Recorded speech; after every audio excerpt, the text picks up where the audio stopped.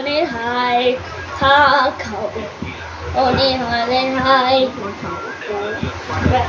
hai đưa xin lại đi để cứ tha khẩu dám đi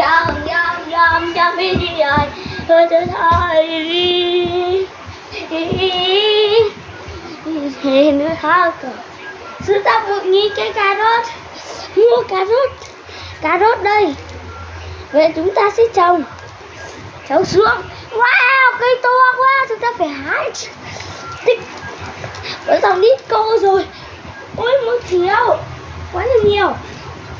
Ôi nhiều với nước sư ta 10 tỷ không đủ tiền rồi phải dùng Facebook rồi. Chúng ta đã có đi cô đi về chỗ biết ăn. Ui chúng ta đã đạt được một man biết đi. Đây là con bé ngon thúi cho nó ăn rồi nó thành xong rồi bây giờ mình sẽ cho nó vào. Ôi có một bạn ấy vào xe rồi vào. Ôi mình được Rainbow rồi cho mình nè. Không mình không cho bạn cho mình mới quy đi. Ok chuyển khoản.